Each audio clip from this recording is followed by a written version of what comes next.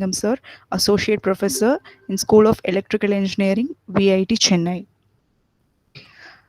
Dr. C. Vaithilingam sir received his BE Electrical and Electronics Engineering from University of Madras and ME Power System Engineering from Annamalai University in 1996 and 2001 respectively. Then he received his PhD in Electrical Engineering from Anna University Chennai in 2011. He has more than 20 years of teaching experience at UG and PG level and 2 years of industry experience. He has published 15 papers in various international journals and conferences. He is a reviewer for various journals and conferences. He is currently working as an associate professor in School of Electrical Engineering at VIT Chennai. His interest includes microgrid protection, artificial intelligence techniques applications to power system studies. Now I request Dr. Vaithilingam sir to deliver his technical talk on smart grid protection. Once again, I welcome you, sir.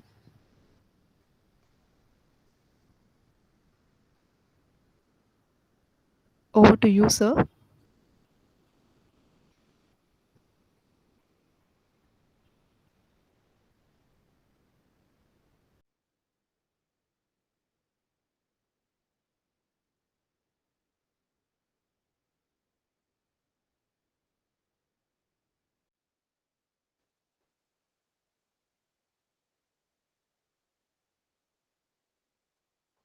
Hello. Yeah, I'm audible, Fazila. Yes, sir, you are audible.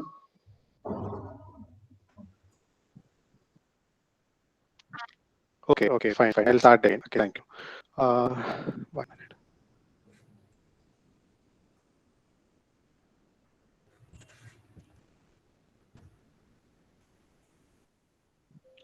Hope the screen is visible Yes, too. sir. Yes, sir. Okay, fine. Good morning. Thank you, Ms. Fasila, for your nice introduction. Today, I'm going to talk about smart grid protection. The entire presentation will be the assimilation of the knowledge, what I have gained through my classroom lecture, what I have attended, and the research, what I have done, and the various FDPs I have attended in various sections, and some part of the projects, what I have done with my UG students. So this will be the entire we can say the assimilation of the knowledge I've gained, some part of that. Uh, when we discuss about the smart grid protection, it is primarily with respect to the power systems. So we should understand the journey. Actually, the power system is having a journey of century. From the Thomas Alva Edison's power system and today's Adani's wind energy generation or solar energy generation. So there is a it is a journey of a century, we can say. And there were so many challenges posed on the power system engineers, and the challenges were accepted as the opportunities by the power system engineers. So, which made the power system, to change every decade or every few tens of years actually. So there are many challenges faced by the power system built by Thomas Alva Edison, and the first ever power system was in DC in 1882, and he was supplying around 400 lamps and 83 watts of each. And there were many challenges faced by Thomas Alva Edison's DC power system. One of the challenges was the appliances, whatever was there in use, using different voltage ratings. Some used 24 volts, some used 12 volts, or some used 48 volts, like that. And there were no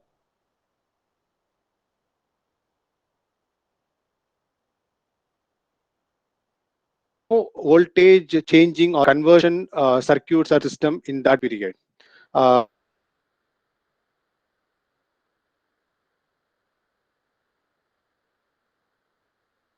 uh,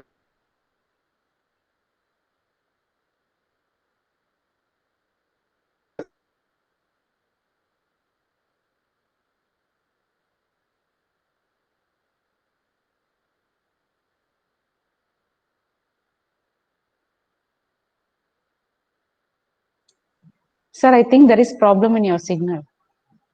so no, what they did is they had different the loss value will be increasing. So they wanted to increase the voltage. Again, as I said, they didn't have any system or mechanism to change the voltage level.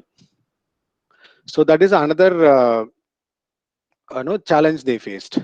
And these two challenges were met by the AC power system. And the Nikola Tesla is the person who was behind the development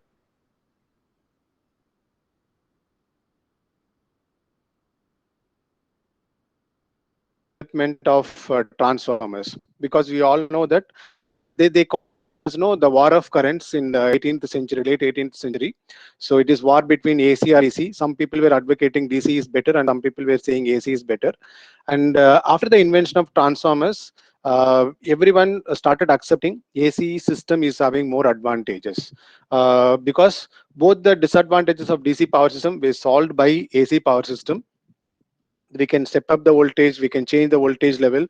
And even today in our house, there were many appliances working at different voltage levels, but we have only 230 volts power supply, because everywhere we need to change the voltage, we use transformer. Okay, so everything, no, people started moving towards AC power system. That was a major breakthrough or major milestone. And after that, it's just few changes or modification in the voltage level, just to reduce the transmission loss in order to transmit long bulk power transmission. So the high voltage AC is with 33 kV and 220 kV, and the extra high voltage AC is 220 kV to 760 kV, because one of the major reason why we need to have long and bulk power transmission is most of the power generating stations will be built in a place where the resources are available.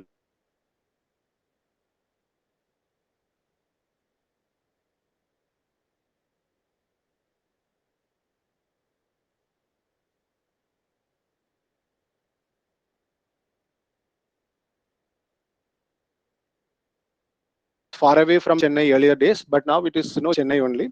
But the Ennur, they had a power station, a thermal power station, because the port is near to it.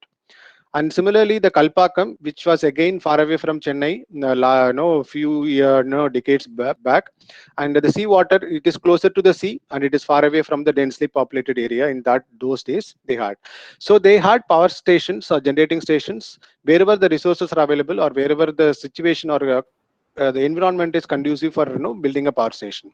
So the whatever power generated in those areas, the remote places, those power should be transmitted to the load centers where the people are living in a densely populated area or the industrial area. So long bulk power transmission become mandatory for power system. So that is why they keep on increasing the voltage level. Hope I'm audible. Everything is fine. Okay, fine. Yes, thank you.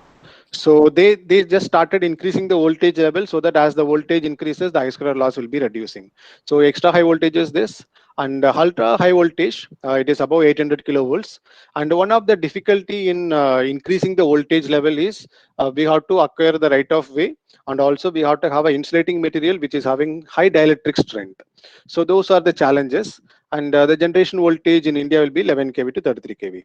And again, from the AC power system, there is a major changeover, because when you keep on increasing the voltage level, the dielectric strength of the insulator should be sufficient, so that within a smaller size of the insulator, we have to ensure that it is withstanding the very high voltage.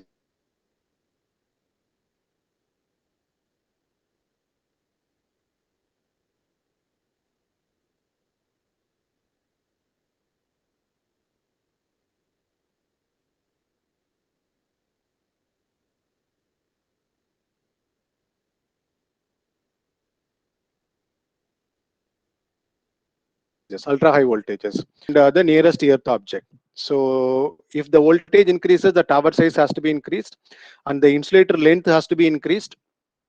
And if the length increases, their tensile stress and all those things will come into picture. Mechanically, they may not be strong. So that is why earlier they used to have porcelain insulator. Now you can see polymeric insulators are coming up, because for the same size, the polymeric insulator could withstand more voltage. So the keep on increasing the voltage is also becoming a problem, So because tower size and other things are happening, so that is why they try to move towards HVDC system, HVDC transmission system. The advantage of HVDC transmission system is we can have only one conductor, positive and negative conductor, two conductor, or ground can be used as a return path. And the size of the tower can be less, because instead of three-phase conductor, there will be only one conductor will be running through it.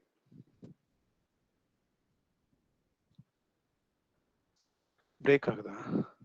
Okay. Net port pandren. Yeah, please be online. I just port with net, my mobile network. 1 minute. Please be online.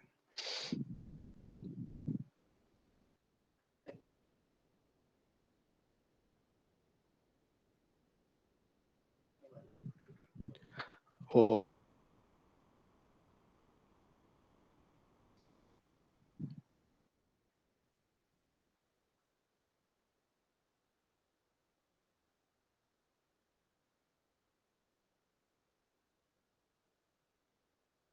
Yeah. Yes. So just I clear to you. So 1 minute.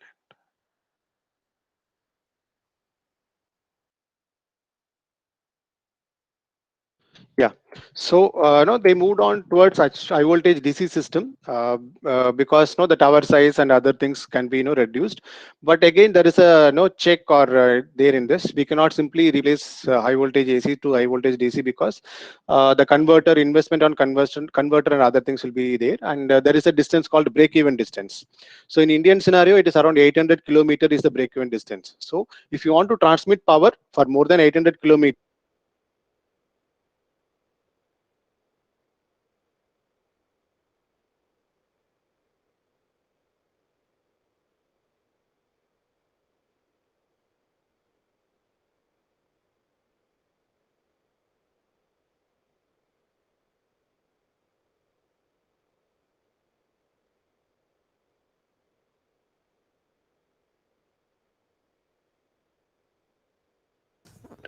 and it is preferred flexible AC transmission devices. These will be useful in improving power transfer capacity and also for voltage regulation. So if you want sources, then adding utilizing the existing resources will be very important. So in those cases, the fax devices were very helpful. But the problem with the fax devices is complex control circuits, and so the fax devices were very promising in the early 2000, but it was not as easy or not as accepted by the power system engineers. Not the fax devices become very costly and complex. So it was not accepted by, or it was installed in many places. Uh, there is microgrid or the new resources. And the second next major evolution is restructured power system. People call it of power system. The one analogy I can give to understand what is a restructured power system is, in earlier days we had only the BSNL used to give the power, telecom telephone connection. That has been restructured or privatized. We can say many private parties came into the market, and now we can get the telecom connection as easy. So similarly, now we are going to allow the private parties.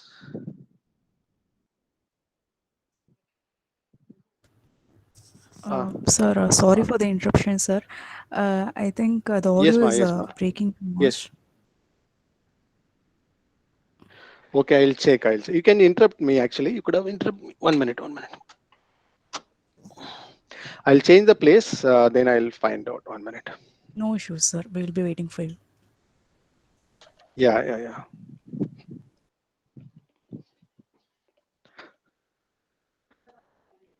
Full signal actually.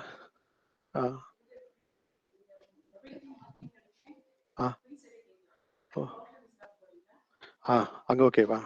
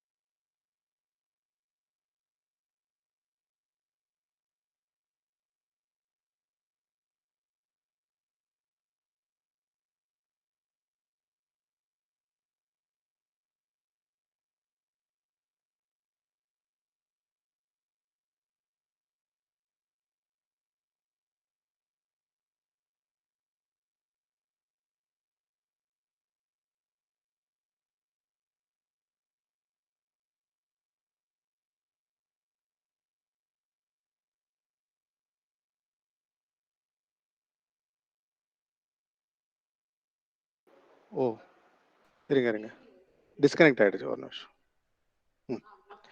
Yeah,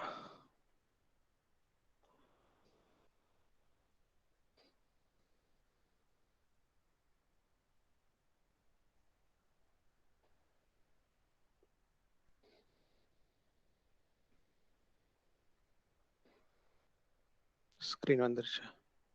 okay,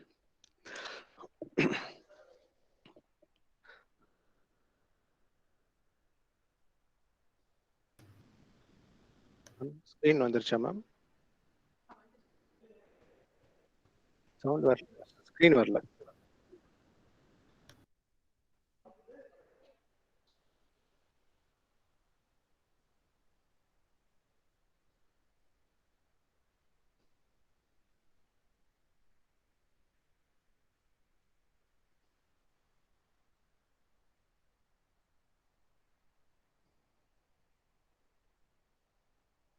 ம்.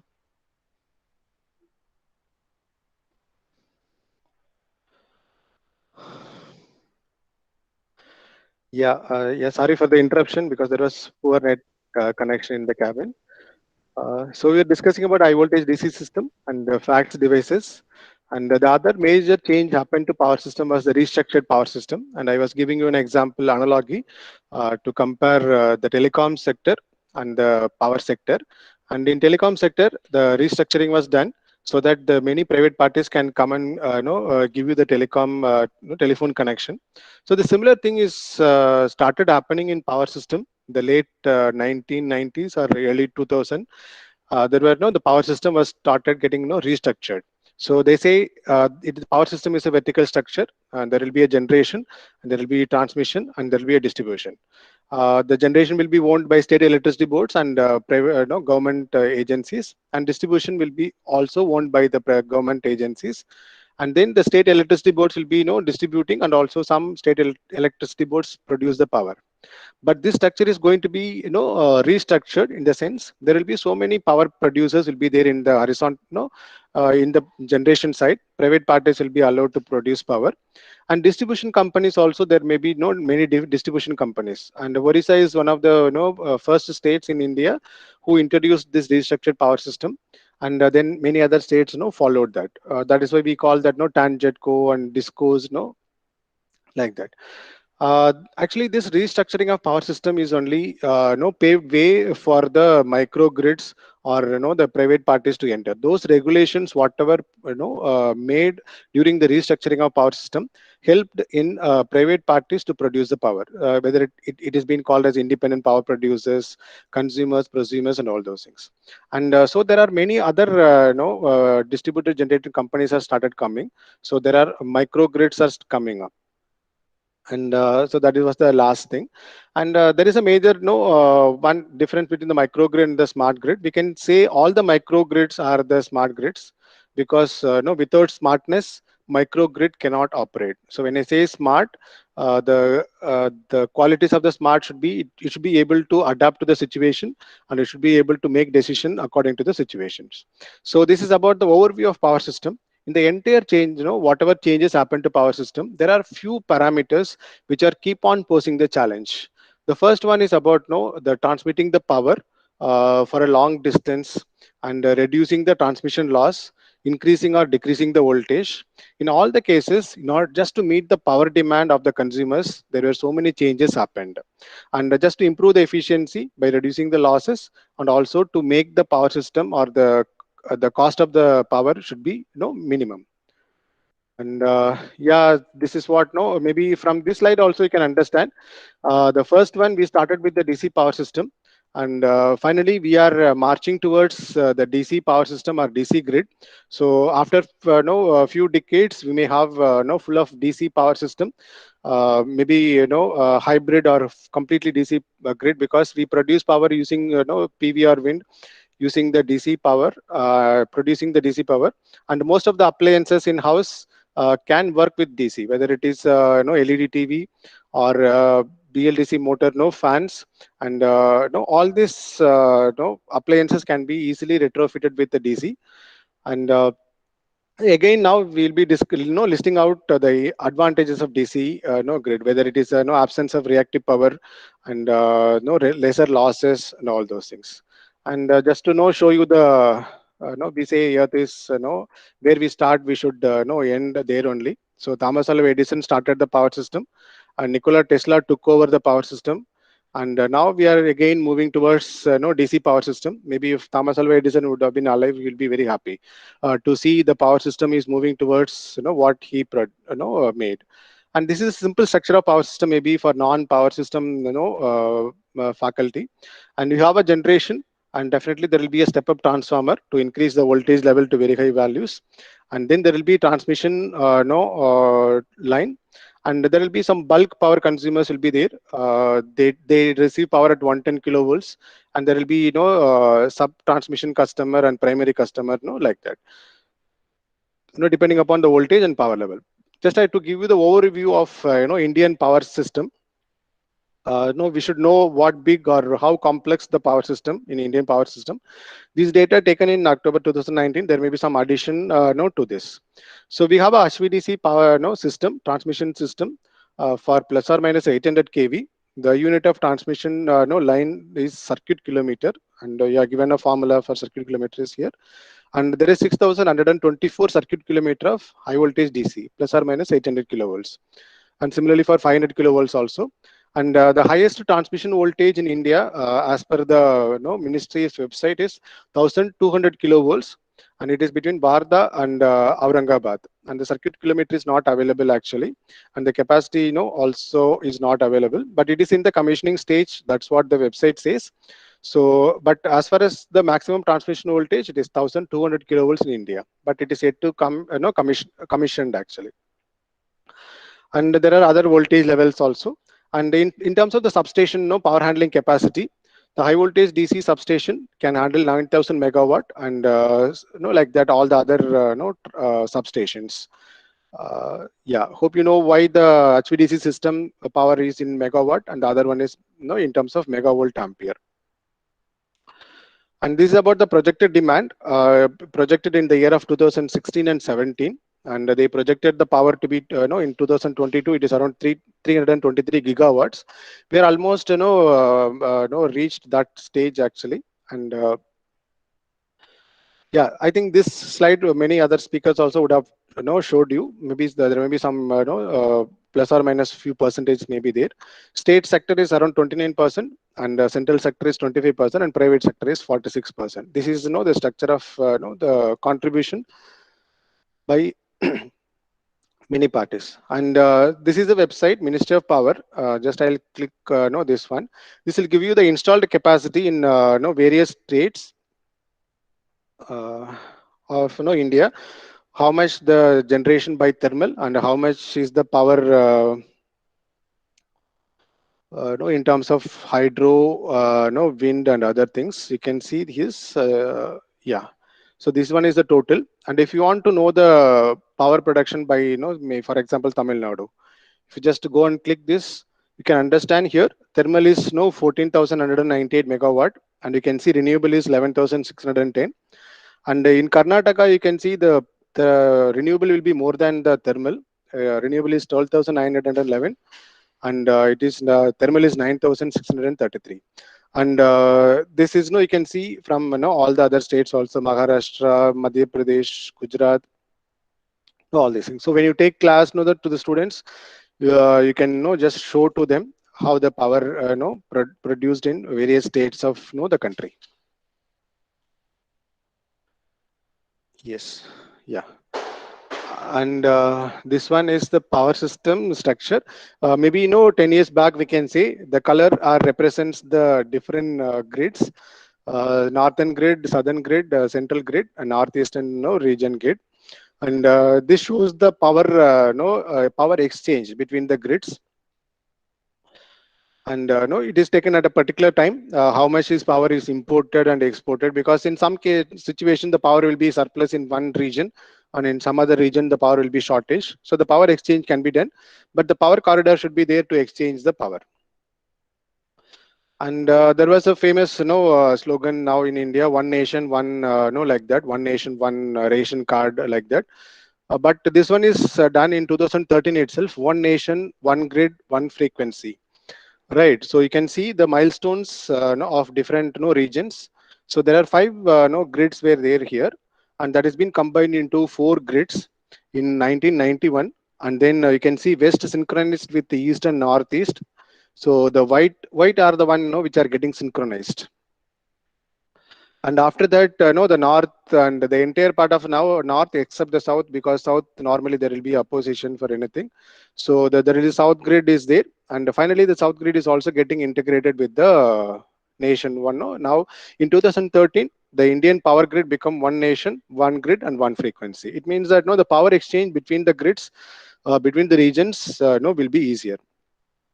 And that is what you can see existing international capacity more than 61 megawatt as on dated 2016, but it is been proposed to increase the regional capacity to 72,250 megawatt, because wherever the power is surplus, that can be transmitted to the other places where the power is in shortage. So it has been achieved in 2013.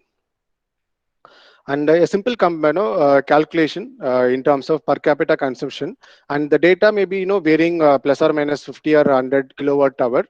Just take it as an example. So in India, the per capita consumption is 1181 kilowatt hour. The total billion population is this much, and the electricity consumed is calculated in this way. And if you want to have, just to find out what should be the installed capacity. So installed capacity, in order to have a per capita consumption of 1181 for our population, Indian population, is 437.6 gigawatt. No, because people say that one of the factors to call a country as a developed country is the per capita consumption. Maybe we can, I have a comparison with respect to the world countries. We can see it is not in the ascending or descending order. I just put it as it is. So Gujarat is having 2279 kilowatt hour is the per capita consumption. Tamil Nadu is 1847, and Odisha is 1622. And in compared to the world, some important countries, US per capita consumption is 12,573, and China is 4,546, and Pakistan is 471. Again, the data, there may be plus or minus some values will be there because taken from the net only. So just to give an indication where we are and where we need to move towards it. So if you want to move towards it, the conventional grids and conventional power system production, generation may not be sufficient. So this is a classification in terms of the sectors which are consuming the power. Agriculture, industry is 40%, domestic is 24%, and all these other things. And yeah. So when it comes to the challenges, so what is the power system challenges? The engineers facing, or what are all the challenges the power system is facing right now? So actually, definitely we need to go for additional generation capacity, because we have seen the per capita consumption of our country is 1,000 plus, and if you want to move towards US, it is 12,000. So we need to increase the power generation capacity by large extent. But the problem in adding the generation capacity is we need to have available resources. We all know that the thermal, the coal is getting depleted, and we import coal to produce electricity. And we also continuously talking that we should move towards green energy solution, because environmental impact is very high. So that is another thing. But the problem with state electricity boards are many of the state electricity boards may be running in with the physical deficits because of many other factors. So installing a new generation capacity or investing money on making a new generation capacity will be difficult for the government alone. That is why they allow the private parties. So in terms of the transmission system, so as I told you, when you want to increase the transmission voltage, definitely the right of way. Right of way is, suppose if you want to make a transmission line, and there should not be any no tree, or there should not be any earth object nearby. There should not be any buildings or like kind of things. In a remote places, getting a right of way may not be a problem, but in a developed area, or in a place where densely populated with more industry, increasing the transmission voltage is not as easy as in the in a place where there is no population. So we cannot increase the transmission voltage just like that to reduce the losses. And no, that is another problem with the strengthening of transmission system. And as I told you, utilizing the existing resources effectively, fax devices are the equipment we can use. But again, there are many challenges in terms of technical and also commercial aspects in terms of the fax devices also. So the major challenge is we need to increase the power generation capacity, and we need to reduce the losses, and we need to bring many people into the power, into getting electricity. And recently, Prime Minister announced, all the places should be electrified. And even if you see the power, Ministry of Power website, they always update, this much, area getting electrified. 90% of the country is getting electrified, like that. In Tamil Nadu in 1980s, there was a scheme by our late Chief Minister M.G. Ramachandran. He made one lamp for one hut.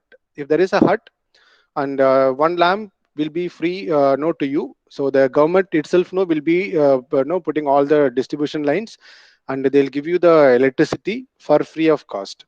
So no, in the 80s. So now in Tamil Nadu, we can say many of the places got electrified. Because once you have a distribution line, it is possible. So there are many challenges in terms of increasing the generation capacity and bringing all the people into electricity network. So that is why we are going towards the microgrids, where the challenges of adding generation capacity will be met by the renewable energy sources. The energy sources will be sustainable. There were no PV or wind energy generation. We can have a solar energy generation in the places in your rooftop also we can have. So if there are 1,000 houses in a particular place, and if all the people are producing electricity, then the demand by those 1,000 houses on the main electricity line will be reduced. So in this way, we can avoid the state electricity boards can be relieved from adding generation capacity. And now there are many major private power producers are also there, whether it is Adani Power or Visteon or Vistas, or those companies are investing in huge solar plants and wind energy generation. In those cases also, the government is getting power, and the cost of the generation per solar energy is also getting reduced. Even in the earlier session, you would have heard it is around 2 rupees or 2 rupees 50 paise. Then the strengthening of transmission system. As I said in the beginning, we need not to produce power in the bulk way, because we produce power locally. That's why we call that as a distributed generation. So the need for long bulk power transmission may not be there as in the case of past. And as the demand will be met locally, increasing the power handling capacity using a TCSC or any other fax devices may not also required. So the development of microgrid is meeting the challenges, or successfully meeting the challenges of the conventional power system, and that is why we move towards microgrid. So it's not that everything is great about microgrid, and there is no challenges of implementing the microgrid. There are some challenges in implementing the microgrid also. We'll go one by one, and we'll focus on the protection aspects of microgrid, and that is our objective today. So this is a simple structure of microgrids, and you can have a utility grid, and there is a changeover switch. We can call this as a point of common coupling, or in some literature it has been mentioned as interface switch. And there is a point of common coupling or interface switch which will be connecting to your microgrid. So the right hand side part is your microgrid, where we'll be having different DGs, distributed generation units, PV, wind, combined heat and power, and a fuel cell. The load will be, there will be some loads, and there will be energy storage. And in a microgrid, it is not necessary that all these components should be present, but some of the components will be there. There may be some DGs will be there. It can be either purely PV, like that. So just to indicate the structure of microgrid, I have added here. And if you want, you can consider this. Suppose there is a multi-story apartment, lifestyle apartment. There are 100 houses are there. This houses, all the roof of the places will be having rooftop solar panel. They have a separate place for rooftop the solar panels, and we can consider that as a microgrid, that apartment as a microgrid. And we can say this apartment will be connected to the utility grid, or it can be disconnected from the utility grid. So this is the structure of microgrid. And the point, maybe, I'll just explain what is this point of common coupling will be doing.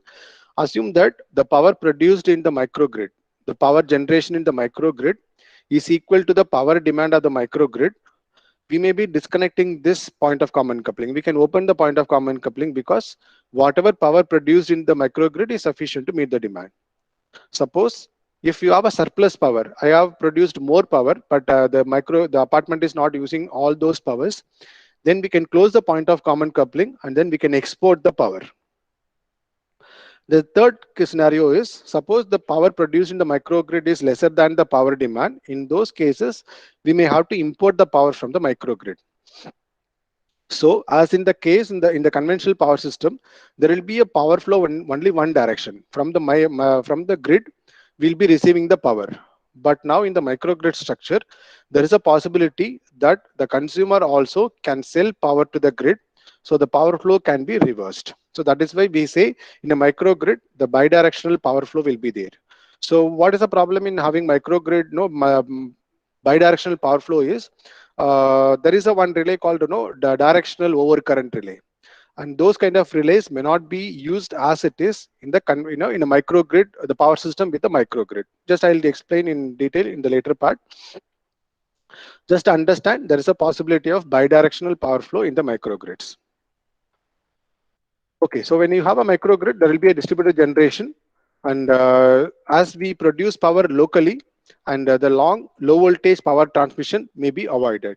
So why do I specifically say long and low voltage? Suppose I want to give power supply to a remote village, and the substation may be around 30 or 40 kilometers away, and assume that it is somewhat forest area, or there will be so many trees are there. I cannot construct very high voltage transmission lines to supply power to the small village. There may be around 10 or 20 houses may be there. So in order to supply power to the 20 houses, I'll be running a distribution line at say 230 volts. Single phase is 230 or 440 volts, and for a long distance for 30 kilometers. So when I go for long distance and also with less voltage, the I square R loss will be very high. And but I cannot go for 11 kV distribution line also, because there are so many trees are there. Getting a space may be no problem, and also investing 11 kV system will not be economical also, right? But if I produce power in the small village, maybe using a biogas, maybe everyone may be having the buffalo or cow, they can produce a bioelectricity, or there may be the space may be there, and the possibility of wind energy generation may also be there, or the solar panel also may be there. So when I produce power in the village itself, I need not to transmit power at low voltage for a long distance. So this reduces the loss to a great extent. And that is what the third point I've said. So need for additional transmission capacity can be minimized. So I need not to construct a transmission line from a main town to the small village, which is 30 kilometers away from that. So this is some of the technical benefits of going for microgrids. And obviously, if the voltage drop is less, the voltage regulation also will be improved. So how will be the generation scenario in the microgrid? So the power will be distributed generation, and we call them as independent power producers. And there is a term called the prosumers. Suppose in my house I have rooftop solar panel, and I have taking power from the electricity board also. If I am having surplus power, I can sell power to my neighbors, or I can sell power to the electricity board, and then I will be called as a prosumer. So the consumer is the one, or the prosumer is the one. Prosumer is a consumer who produces power and also sell. So this is the scenario or the technical term. When you read the literature related to this, you can understand. Okay, so is it everything is fine about the microgrid? Is there no technical challenge? Everything is is it positive about microgrid? If you ask like that, it is not like that. So we cannot have any system which is full of advantage and without any disadvantage. Microgrid is also like the normal system where there are some technical challenges also there. The first and important thing is the randomness. So as we all know, the production of power generation using wind or solar is purely depending upon the weather condition. So during the cloudy season, the power produced by PV will be reduced by a large extent. And if you have a blue sky with no less temperature, no, the atmospheric temperature should not go. No, the panel temperature for optimum no efficiency of panel is around 25 degrees only. So no, there are many other uh, weather conditions are there which will decide the power generation. And this is the major difference between the conventional power system and the power system with the DGs. Why I'm saying it is as a major difference is, suppose if I have a thermal power plant for 100 megawatt with the efficiency of say 90%. So I can very well say that in all the time I can produce 90 megawatt consistently, no, without any problem. And so we can say 90 megawatt is assured from the conventional thermal power station. But if for the same example, if I have a 100 megawatt solar plant, I cannot assure that I'll be producing say 40 megawatt at all the time, because at 11 o'clock the power may be no 20 megawatt, and 11:30 it may be 25 megawatt, and if there is a cloud by 12 noon, the power may be reduced to 10 megawatt.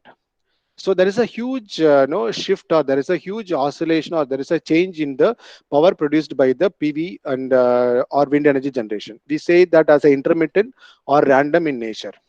So when you have power generation which is highly changing, which are not constant all through the time, then there are so many problems may come. One of them is the maintaining power balance. And in earlier cases, or even now, it is around 20% is the renewable energy source. Just assume that I have a power no requirement of 100 megawatt. In that 20 megawatt is from renewable, and 80 megawatt I have a thermal station. So in some cases, even if this 20 megawatt itself is going off because of the weather condition, I'll be managing with 80%, or I can add some more other generators. I can very well meet the power generation power balance, because the loss of power is only 10 megawatt or 20 megawatt, because the percentage of renewable is less. Just imagine, as the government says, the renewable energy generation should be increased to 50% or 40, 60, 70, 80%. If I have a resource which are not reliable, and which is contributing 80% of the demand, right? Just imagine the power balance, right? I need 100 megawatt, only 20 megawatt is constant, which is reliable, and remaining 80 is depending upon weather condition. So the power system with 80% of random power generation cannot work stably with the present scenario. But it is not, it doesn't mean that no, we should discourage the penetration of power generation. We should not go beyond 30% or 40%. It is not that. But what we should do is, even with 80% of 60 or 70% of renewable energy generation, we should make the power balance irrespective of the weather condition. We should ensure the power balance irrespective of the weather condition. That is why we have to make the power system smart, which is capable of adapting to the any situation. Suppose if there is a drop in renewable energy generation, definitely there should be a automatic, we can say a closed loop control system, which made your the battery sources to supply power, or we can shut down some of the least important loads. So everything should happen no automatically, and should be happen no that is why we call this as a smart grid. So the smart grid will be taking decision according to the situation. Suppose if the power generation from the renewable is surplus, automatically the battery storage will be made on, the charging will start happening, and we will be exporting power to the main grid. And even then, if the power is surplus, then some of the PV no plant may be kept in the float condition. So all these decisions should be made by the system automatically. There should not be any human intervention, because if the human intervention is required, then the delay will happen. And if there is a over voltage or over current or anything, then the system components will be getting damaged. And that is why the demand side management comes into picture. So we have to forecast the power generation, we have to forecast the power demand. Accordingly, we should cut the power demand, or at least priority loads. And the microgrids with the distributed generation, as I told you, either we can connect it with the grid, or we can make the microgrid in a islanded operation. So there are two modes of operation. One is islanding mode, and the other one is about the grid connected mode. And again, these two also will be affecting the performance of the power system. Yeah. So then, how is the market scenario with no microgrids? So as I told you, there will be a prosumer and there will be a consumer and there will be a grid. So prosumer is the one who produce power and also they can sell power to another consumer. And the prosumer one, you can sell power to the grid also. So no, we call this as a peer-to-peer energy no transaction among the peers. So suppose in your neighbor is having no solar energy generation and you are having surplus power, you can sell power to the power to your neighbor. So no, that is the market scenario we are going towards, and that is why we say this is the bidirectional power flow. We consume power from the grid and also we can sell power to the grid. And how would be the tariff actually? And there are some tariff systems are there. In India, it is called no availability based tariff. Suppose if the power is surplus, then the cost of the power will be less. And these are yet to be getting implemented, but soon this no tariff system will come into picture. And during off peak periods, the tariff will be less. And maybe you could have seen no in KFC they will be announcing happy hours. So evening, if you go between 4 o'clock to 5 o'clock or 4 to 6, the cost of the the food items will be less because they just shift the consumption pattern. So normally people will eat in the morning and lunch and then dinner. And during dinner time, if many people comes, they'll be finding it difficult to meet the demand. So they just shifting the power, the food demand. Similarly, in power system also we can shift the usage of the electricity. That is why we bring in called availability based tariff. So suppose in the evening hours 6 to 7 or 6 to 8 it will be a peak period, and if you consume power during this period the cost will be very high. And if you consume power during non-peak hours, maybe early morning 4 o'clock or 5 o'clock, the cost of per unit may be less. And the second is one also the same time of use tariff. And all these things comes under the category called demand side management. And the objective of doing this is to flatten the demand curve. I think most of you would have come across the project like switching on your AC or washing machine from your office through your mobile phone. What is the use of that project is you are sitting in the office and you are seeing that the power is only the tariff of the power is only say 1 rupee or 2 rupees at the particular time. So from your house you can switch on your washing machine from your house, right? So that is the objective of those kind of projects. Like that many smart devices should come so that we can utilize the power during the non-peak period. And again we cannot just like that turn off the loads or turn on the load, because only after I go home only I need to have the fan or I need to switch on the TV and other things. So that is why they categorize the load into flexible and non-flexible loads. And also they say priority loads, high priority loads and low priority loads. The analogy for this is most of us having inverter in the house.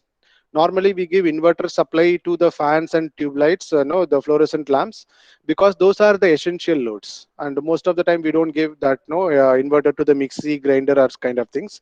But if you have a diesel generator or anything, you can go for that. So just to give an analogy, so there are flexible and non-flexible loads and high priority loads and non-high priority loads. And so incentivizing the flexible loads. So if you use power during the off-peak period, and you'll be given with lesser cost. And this one is one of the websites of Ministry of Power. Just I have taken now. You can see here at 11. Yesterday night actually it is 11:30 to 11:45. You can see the power demand is 132 gigawatt. Yesterday night it is, and you can see the market clearing price. So this market clearing price will play a major role in fixing up the electricity cost. So as the demand is only 132 gigawatt, you can see the power price is 2 rupees 64 pice per unit, right?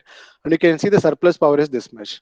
Actually, after the COVID scenario, Indian power system become very positive or very good, because most of the time the Indian power system is having surplus power, because major malls or major commercial activities are not happening and the industries are not running its fullest capacity.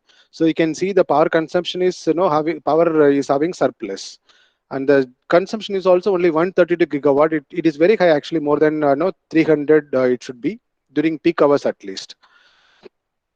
And no, again if you see there is a Indian the same time you can see the market clearing price is 2 rupees 57 pice. and again based on the power available. This is yesterday night 11:45, 11:30 to 11:45, and I have taken today morning also just before the session. It's again 11 o'clock to 11:15. If you see the power, the demand met is 165 gigawatt. The cost is 2 rupees 60 paise, and you have a surplus power of this much, right? And here the surplus power is 9,084 megawatt, and here it is 2,900, because now the commercial activities may be there because it is daytime, and maybe because of the weather condition also, none of the ACs would have been worked in houses, so the consumption is very less. And you can see the market clearing price is 2 rupees 60 paise. So using this market clearing price only, the consumer will be fixing the prices.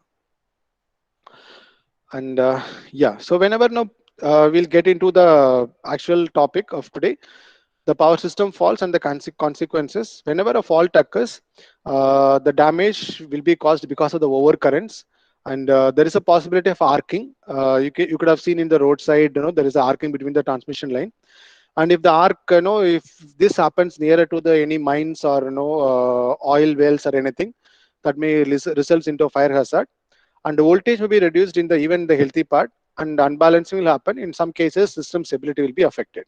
So these are some of the problems of power system faults. And this is a simple structure of a power system substation component. And you can see the rectangle one is a circuit breaker, and there will be two isolator on the top and also in the below. One is called as upstream isolator, the other one is called as downstream isolator. And one major difference between isolator and circuit breaker is isolators will not have fault break or fault making capacity. They cannot operate during the faulted condition. And the circuit breaker has both the capacities.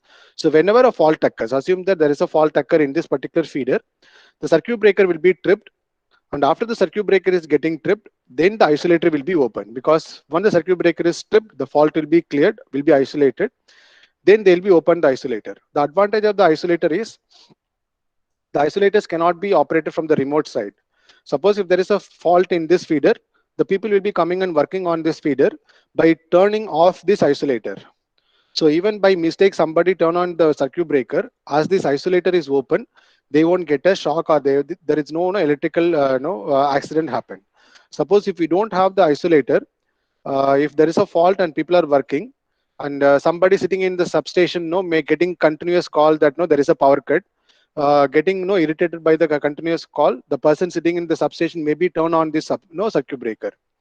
If he turn on this circuit breaker, definitely the person here will be getting affected. So that is the purpose of two isolators. They'll be manually operated. And this is the pictorial representation of what I have shown here.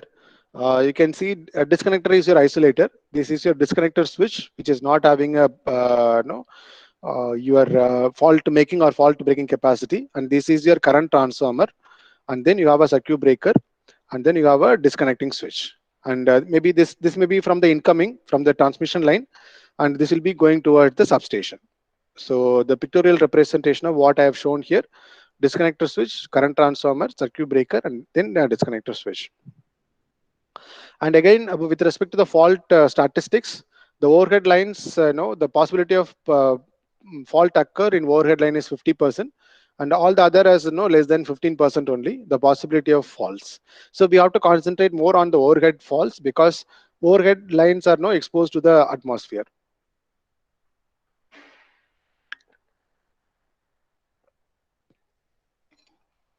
And again, this statistics is in terms of the type of fault, and line to ground fault is the most probable fault in the power system, which is 85%, and line to line to ground, and a three-phase fault. This is the least priority. But if you see in terms of the severity of the fault, the three-phase fault is the most severe fault. That is, this 2% is the most severe, and the line to ground fault is the least severe fault. So whenever they design the power system protection, there will be a dilemma whether to make a power system protection system for the highest severe fault or the most probable fault. Because if you want to go for protection system for three-phase fault, the cost involved will be very high, because the fault current is very high. Okay, anyway, these are the points we discussed in terms of the power system fault consequence. Okay, so then what should be the objective of the protection system? We should understand, whenever there is a protection term comes, it is not to prevent the fault from happening. The fault is part and parcel of the power system or any system actually, and so the protection system will never prevent the fault from happening, but it will reduce the damage caused by the fault by properly isolating the faulty part. So that is about the objective of the protection system. Then there is another term called switchgear. There is a difference between a switchgear and the circuit breaker. A switchgear is a combination of measuring, sensing, and switching devices. So just I'll tell you what are all the measuring, sensing, switching devices. So the measuring devices always comes with the meters and the instrument transformers. Sensing devices comes with the relays and instrument transformer, and switching devices are the fuses, isolators, and circuit breakers. Maybe to put it in a simple way, we can say the fuse is the simplest form of switch gear, because the fuse element senses the overcurrent and also it disconnect the faulty part, because the fuse element will blows, so it is automatically switching off also. But it is the simplest form, but the fuses are not used widely, because every time the fuse blows we have to go and replace the fuses. So the switchgear is the combination of measuring, sensing, and switching devices. And in the microgrid, the major work in the switchgear part will be only with the relays, the program-based relays or processor-based relays, and that will be the major work in terms of microgrid protection. And there are some terms which I'll be using often. The bus is the one which is common for all. In power system, we call this node 11 bus system, 14 bus system. So bus is the one which is common for all. The bus can be connected with the generation, transmission line or distribution line. And feeder is the one which feeds power. And the instrument transformers are current transformer and voltage transformers, because the current transformer senses the current, and the current transformer secondary will be connected to the relays, and the relays will be sensing or identifying whether it is a normal current or it is a overcurrent or it is a fault current. And relay is the one which, as I told you, which will be deciding whether there is a fault or there is no fault. If there is a fault, it will make the circuit breaker trip, and the circuit breaker, as I told you, the switching device which is having the fault making and fault breaking capacity. There is one important terminology in power system protection is short time withstand rating. Suppose I'm making a power system with the instrument transformer CT, and I made a circuit breaker, everything I made it for say 20 kiloampere, right? I can go up to a fault of 20 kiloampere, right? But when a fault occurs, and if the fault current goes to 40 kiloampere, so what will happen? The entire protection system will get damaged, because 40 kiloampere, the protection system, whether the instrument transformer or the circuit breaker, cannot withstand. So the circuit breaker or any protection system should be able to withstand the fault current for some time. Then only it can prevent or it can isolate the faulty part. Maybe to put it in a simple sentence, suppose suddenly somebody comes and slap you when you are walking in the corridor. You should be able to withstand that no slap. Then only we can prevent from the next slap. Similarly, when a fault occurs to the protection in a power system, the power system component should be able to withstand the consequence of the fault, and then only it can go for preventing or isolating the faulty part. So that is indicated by the short time withstand rating. Normally this rating will be skipped by many of the books in the paper or books. It is very, very important, because the I'll say the unit of the short time withstand rating is say 40 kiloampere for 1 second. So the meaning is, if a fault occurs and if the fault current is 40 kiloampere, the entire protection system can withstand 40 kiloampere for 1 second. The meaning is, the protection system should respond to the fault within 1 second. Otherwise, the protection system itself will get damaged. So that is important. And why this is more important in the microgrid is, most of the microgrid components, for example, if it's a converter circuit or inverter circuit, they are power electronic devices, and they cannot withstand the fault currents for a longer period. And we can say even for 1 second is a longer period, because the MOSFET switch or IGBT switches may not withstand a high current for a longer period. So the entire microgrid protection system should respond within few milliseconds. So if a fault occur in a microgrid, the protection system should isolate the faulty part within few milliseconds. So that is a challenge, one of the challenges in the microgrid protection. And the clearing time is, with respect to the short time withstand rating, the clearing time should be lesser than the short time withstand rating. And stability, we all know. Fuse, I have explained already. The sequence components, it is for power system protection. Just I'll skip that. So maybe based on whatever I have told, whenever the fault occurs in the power system, the current, suppose if it is a short circuit, the current transformer primary current will increase, and that will be sensed by the secondary. The secondary current also will be increasing, and the secondary of the current transformer will be connected to the relay, and the relay will be connected to the circuit breaker trip contact. And maybe time is not there to give you a puzzle. I just give you the actual diagram. So this is the actual diagram. You can see here, this is the feeder, and suppose a fault occurs in the feeder, the primary current of the current transformer increases, and that will be sensed by the secondary of the current transformer, which is connected to the relay, and the relay is getting energy. Suppose I have programmed the relay for 5 ampere in the current transformer, and if the fault occurs, the current may be increased to 7 ampere or 8 ampere. So the relay will be energized, and this contact is called as normally open contact, and this will be energized. So the normally open will become normally closed. So this circuit will be closed. And what is this circuit about? This is the trip circuit of the trip coil circuit breaker. And as this circuit is closed, the trip coil of the circuit breaker will be energized through the source, and the trip coil will be activating the relay trip coil, trip circuit. So automatically the circuit breaker will be tripped. So this is the sequence of event happen whenever a fault occurs. So if a short circuit occurs, the primary current of the current transformer increases, and the secondary, there is a proportional increase in the current. So that is connected to the relay, and relay will be energized. So normally open contact will become normally closed. So the trip circuit of the circuit breaker will be energized, circuit breaker will be tripping. So as I told you, the entire the sequence should be completed within the critical clearing time, and that should be lesser than the short time withstand rating. So in a microgrid, it will be in terms of milliseconds only. Yeah, so again, if you want to do the protection system for microgrids, before that, we normally do the fault analysis, and we'll be setting the relays, and we'll be choosing the protection components according to that. Suppose in a particular place, I'm installing a substation. I'll connect a fault analysis. I'll find out what are all the fault. Suppose if the fault current is say 20 kiloampere, then I'll go for circuit breaker, instrument transformer, everything with respect to 20 kiloampere. Suppose I'm doing some other area, I'm doing the same fault analysis, I may get 40 kiloampere, I may get 10 kiloampere only. So based on this fault analysis, I'll be choosing the components, I'll be fixing the relay settings. And after that, I'll not be doing anything, because the system configuration will not change much.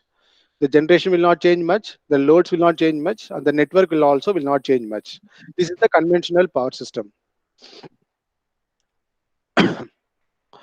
And now what is the issue in the microgrid based protection is, as I told you, the first one is the mode of operation. I have a microgrid here, and if the microgrid is operating individually, as a islanded mode of operation, it is the power point of common coupling is open, and if there is a fault occurs, the fault current will be say 100 ampere, just a numerical value. Suppose I'm connecting the point of common coupling to the grid, and the grid is exporting power to the microgrid.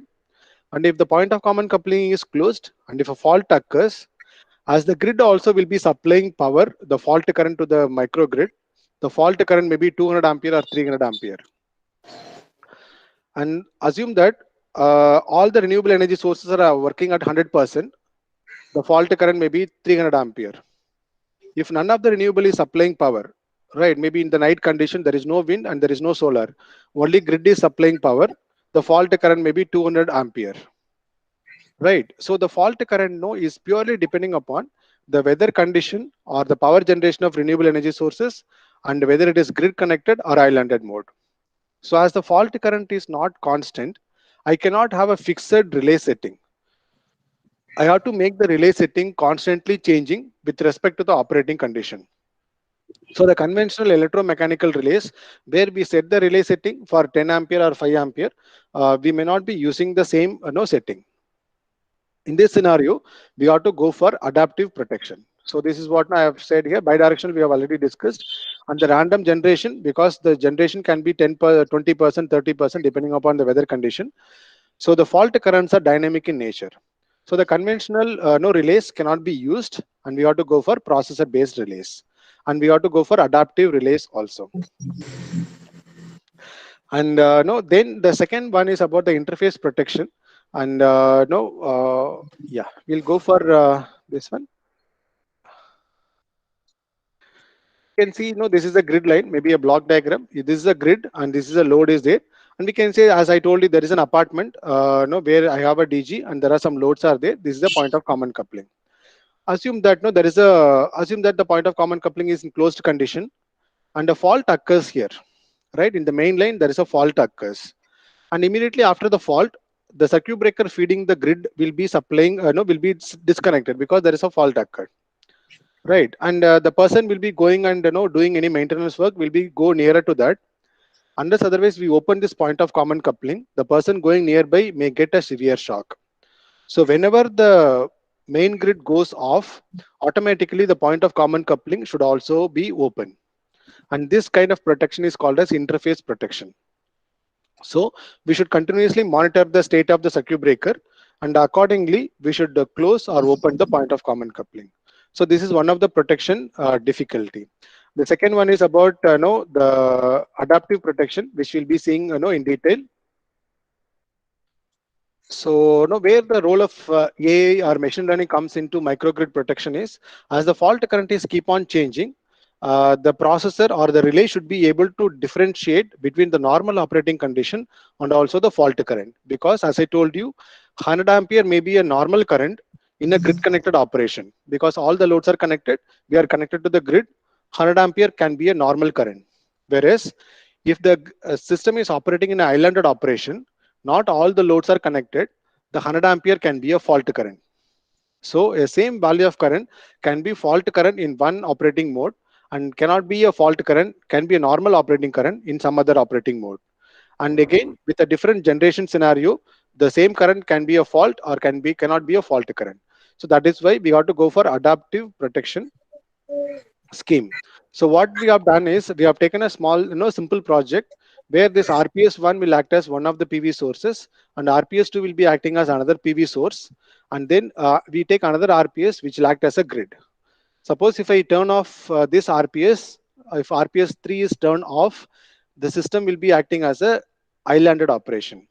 Suppose if RPS1 is producing, say, I keep 10 volts as the maximum power generation. This is another 10 volts will be maximum generation. Suppose if I say 5 volts, in keeping 5 volts in RPS1 indicates I have 50% of power generation. So I can vary the power generation. I can change the mode of operation using simple RPS. And the values of power generation, the voltage values will be communicated to the processor. And so if this RPS 3 is 0 volts, then we can understand the system is operating in islanded mode. And if RPS 3 is in say 5 volts, then we can say it is operating in the grid connected. So similarly, we can change the operating condition, and also we can change the generation by changing the RPS value. Just I circle and if I step out. So this will be the microprocessor will be collecting the data. So what the microprocessor will do is, we have written a code for. Sir, sorry for the interruption, sir. Yeah. I request the participant to kindly switch off your mic. Subhashri ma'am. Yeah, thank you. Yeah, thank you. No, okay.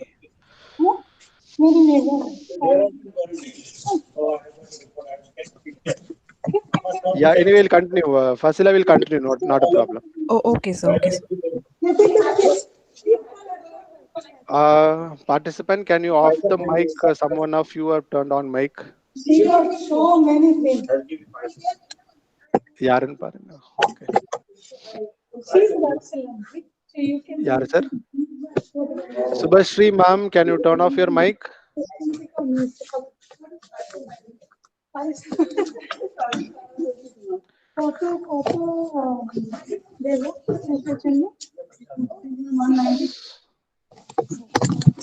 Okay, we'll continue then. Yeah, so this will be adaptive protection where you have RPS1, RPS2 indicates your PV, and this one indicates your grid, and the processor will have a code in machine learning or artificial intelligence techniques, and based on the these voltage values, and will be measuring a current actually, and the measured current will be compared with the the actual value obtained from the microprocessor.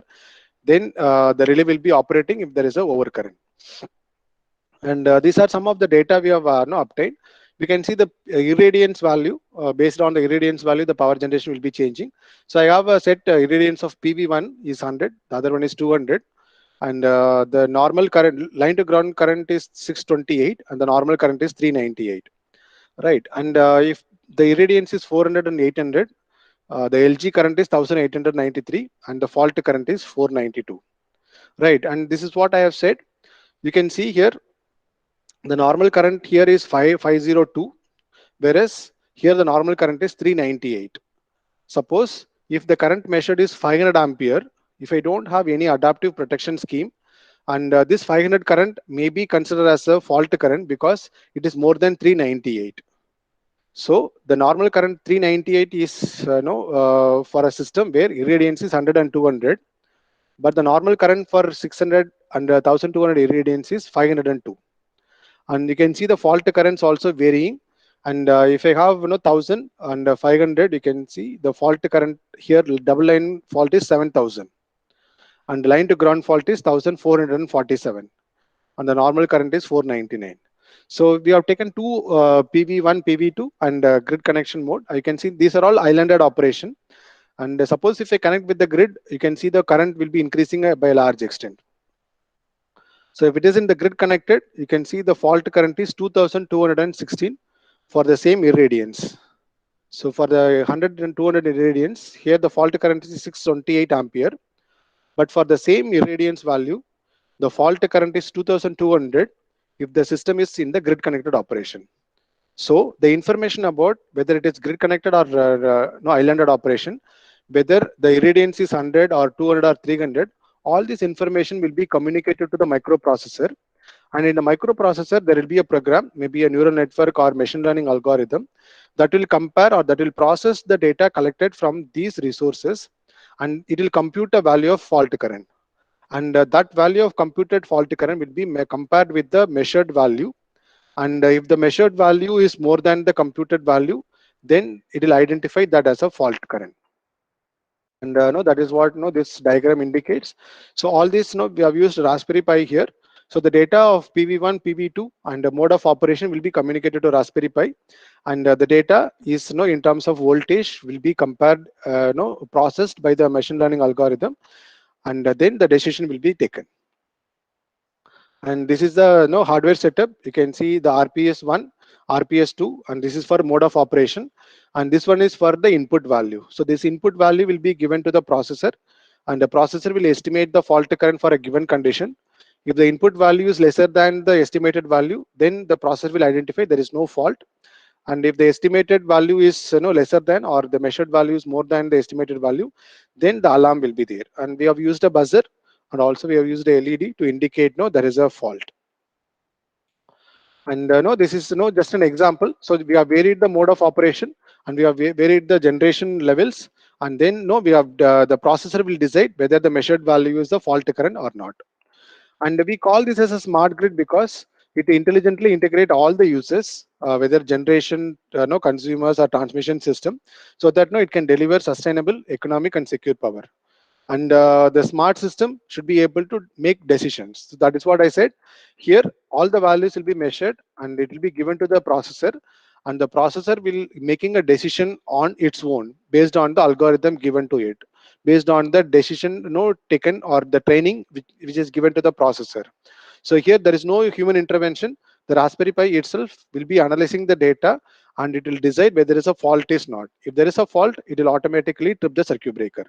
And that is why we call this as intelligent or the smart. And these are all some standard definition. I'll share this PPT with coordinators. They'll be sharing with you. And these are all some of the data. And we can say if you want to have a smart grid, there should be a sensors to measure the irradiation, wind speed, voltage, current, and definitely there should be a communication system. Very fast communication system, Zigbee, WiMAX, or through any other communication protocols. And then processes, we use Raspberry Pi or Arduino for the small projects. And definitely we need to handle the huge amount of data. If you want to measure, if you want to go for forecasting the power, there will be the years of data will be there with you to forecast the power generation. So all this data should be processed effectively. So no, definitely the data machine learning algorithm like support vector machine or AI technique must be used, and then the processor should be able to provide the control signal. And yeah, these are some other things are there. Maybe those are different from, yeah.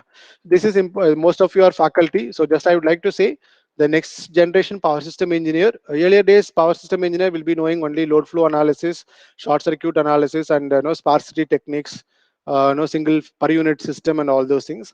But hereafter, if the power system engineer should be there, and he should have a knowledge in electrical and also power electronic systems, converters and inverters, because renewable energy sources are coming up.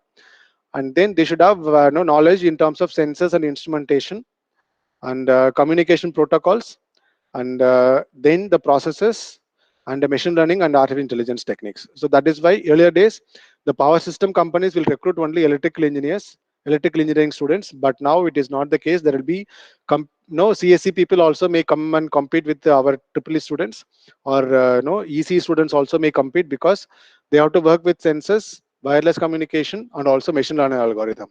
So we should teach our students machine learning or communication protocols, more about sensors and instrumentation.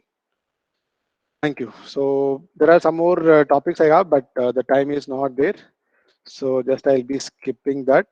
Maybe the last slide. Yeah.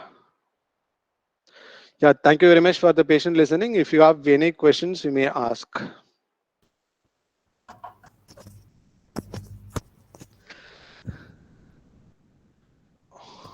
Yes, participants can raise question to our guest,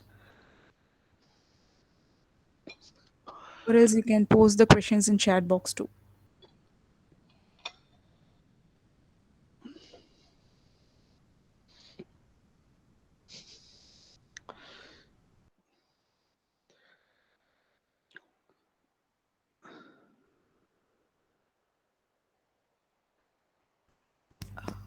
So there are a few questions to answer. What Yeah. happens if two faults occurs at the same time? How to evaluate that?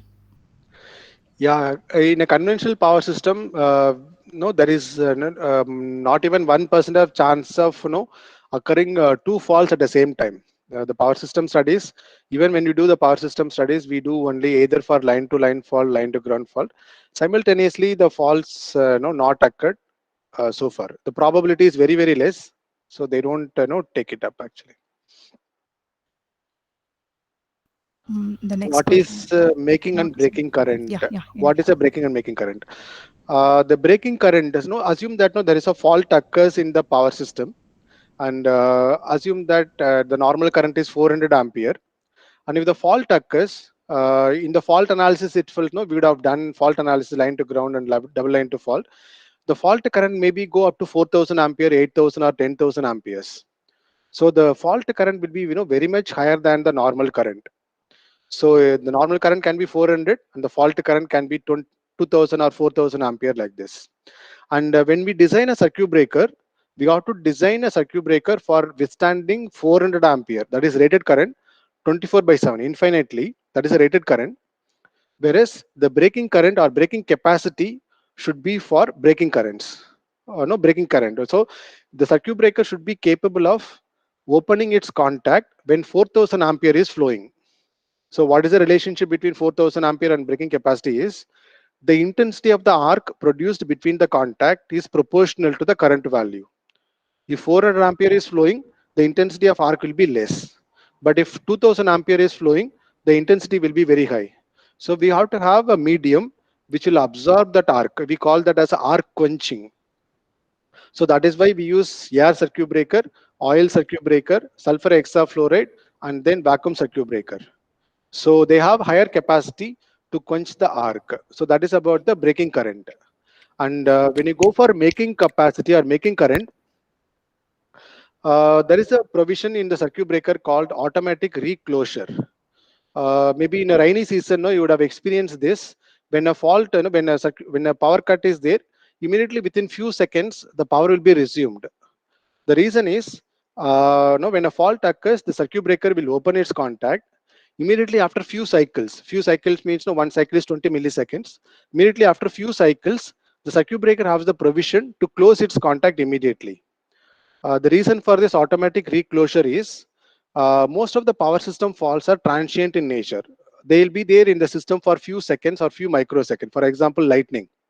So for a transient fault or a fault which is occurring for only few seconds or few microseconds, why to make a permanent shutdown? So that is why they provide a feature called automatic reclosure. So when a fault occurs, circuit breaker will open, it will wait for a few cycles. Again, the circuit breaker will automatically close. And if the fault persists in the system, circuit breaker will open. But if it is only a lightning fault, the circuit breaker will continue to be in the service. One of the advantage of having automatic reclosure is the substation may be in a very remote place, right? I suppose a lightning occurs, the circuit breaker tripped, right? And if you want to resume the power, the person sitting in the substation should again close the circuit breaker, or if no one is there in the substation, the person should go from home to the substation, and then they have to close the circuit breaker to give the power. So all these time lapse can be avoided with the automatic reclosure. But the problem is when the circuit breaker is closing after a fault, if the fault is not cleared, if the fault is persists in the system, then we have to close the circuit breaker contact with the fault. So always we know when the contact is getting separated or getting closed, the arcing will be there. The simple example I can give is when you switch off the geyser switch, you could have, some of you would have seen a visible spark around the gap of a geyser switch. The reason is it is maybe around if it is a 2000 watts of geyser. So if you are giving 200 volts, 10 ampere is flowing. So 200 volts and 10 ampere, you could see a visible spark. We are talking in terms of 110 kilovolts and 4000 ampere. Just imagine the intensity of the arc. So the circuit breaker should be provided to absorb that arc, to quench that arc produced by 4000 ampere. So that is why they specify making capacity. When you close the circuit breaker, how much current will be flowing? That will be a making capacity. Any other questions? I hope you have answered to that question, making and breaking capacity.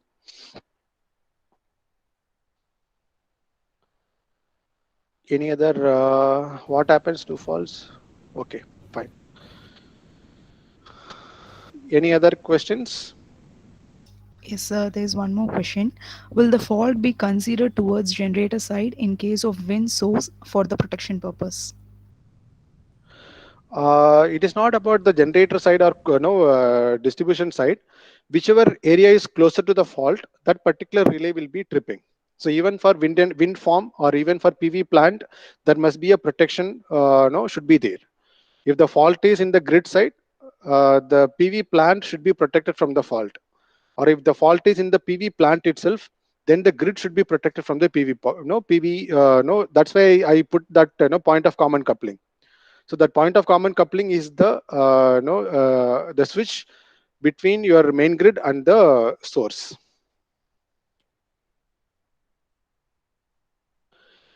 Is it advisable to install solar power generation for domestic purpose? I think already people have started installing solar power generation, but no, there are some government regulations are there. And if you install power generation, you cannot go beyond 30% of the transformer, distribution transformer, which is supplying power to the entire area. Suppose you are living in a street, there are 20 houses are there, and there will be a distribution transformer, and the maximum installed solar generation should not be more than 30% of the distribution transformer capacity. Again, these are all some of the regulation in terms of not for monetary or any other thing, for technical reasons only.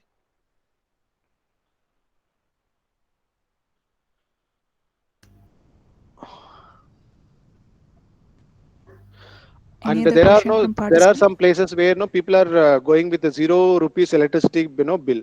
People produce their own power and they consume. In Tamil Nadu scenario, to that extent I know, the government regulation is not permitting to sell power to the other consumers.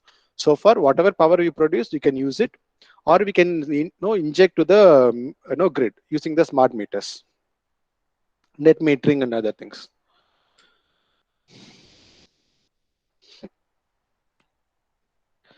Yes, any other questions?